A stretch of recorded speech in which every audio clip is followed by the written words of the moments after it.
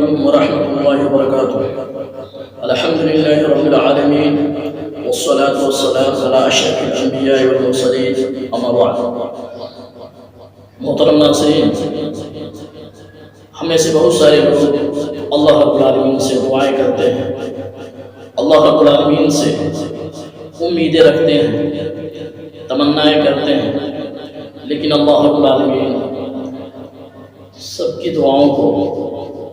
شرف قبولیت نہیں بخشتا، سب کی آرزویں اور سب کی تمنائیں پوری نہیں کرتا۔ در حقیقت معاملہ یہ ہے کہ صدق دل سے،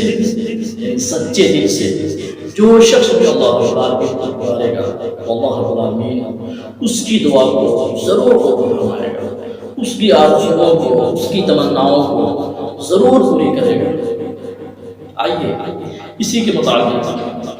تو حدیث سماعت فرمائے کہ اللہ رب العالمین سے جو شخص حسن ظن رکھتا ہے اور حسن ظن کے ساتھ، صدق دل کے ساتھ اللہ رب العالمین کو پکارتا ہے تو اللہ رب العالمین اس کی پکار کو سنتا ہے اور اس کی آرزوؤں کو پوری بھی کر دیتا ہے۔ حضرت سہل بن حنیف رضی اللہ تعالیٰ عنہ وہ بیان کرتے ہیں کہ رسول اکرم صلی اللہ علیہ وسلم نے ارشاد فرمایا، من سأل اللہ تعالی الشہادۃ بصدق بلغہ اللہ منازل الشہداء وإن مات علی فراشہ۔ مسلم شریف کی حدیث کہ جو شخص بھی اللہ رب العالمین سے صدق دل سے شہادت کی دعا کرتا ہے، شہادت کی تمنا کرتا ہے، واللہ رب العالمین اس کو شہداء کے مرتبوں پر پہنچا دیتا ہے، اگرچہ اس کی موت اپنے بستر ہی پر نہیں آئی۔ یہ صرف اور صرف صدق دل سے دعا کرنے کا نتیجہ ہے۔ اسی طریقے سے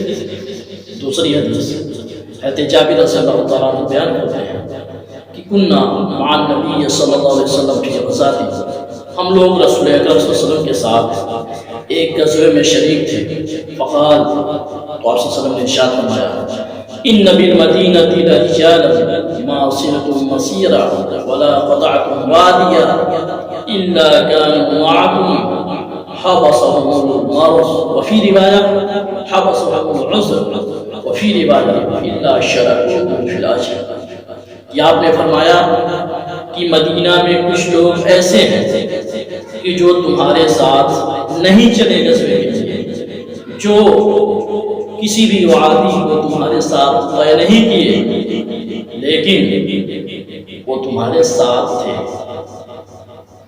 ان کو بیماری نے روک رکھا تھا۔ دوسری روایت یہ ہے کہ عذر کی وجہ سے وہ تمہارے ساتھ شریک نہ ہو سکے اس غزوے کے اندر، لیکن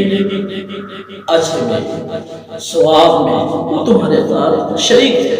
کیونکہ ان کی تمنا، ان کی آرزو یہی تھی کہ ہم بھی رسول اکرم صلی اللہ علیہ وسلم کے ساتھ غزوہ کریں، لیکن بیماری کی وجہ سے، عذر کی وجہ سے وہ ساتھ نہیں آئے۔ اور دوسری جگہ اسی سے جڑتی ایک روایت، اس کا مفہوم یہ ہے کہ اگر کوئی شخص مقیم ہے، گھر پہ ہے، وہ نوافل کا پوری طرح سے اہتمام کرتا ہے، فرائض کو بھی پڑھتا ہے، اسی طریقے سے ایک آدمی تندرست ہے، تندرستی کی حالت میں وہ نوافل کا بھی اہتمام کرتا ہے، سنن کا بھی اہتمام کرتا ہے اور فرائض کا خیال کرتا ہی ہے، لیکن اگر وہ بیمار ہو گیا یا سفر پہ ہے تو سفر پہ صرف وہ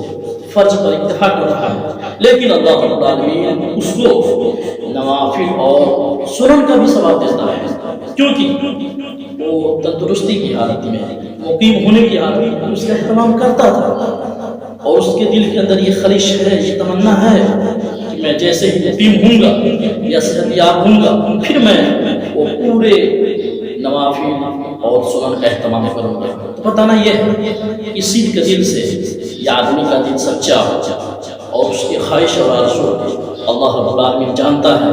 اس کی خواہش اور آرزو اللہ رب العالمین سے بالکل حسن ظن کے ساتھ اللہ رب العالمین اس کو وہ نعمتیں، وہ چیزیں، وہ ثواب ضرور عطا فرماتا ہے۔ اللہ رب العالمین سے دعا ہے کہ مولا ہم تمام لوگوں کے نیتوں کے اندر خلوص و للہیت بھر دے اور اللہ رب العالمین سے حسن ظن رکھنے کی توفیق عطا فرمائے، آمین۔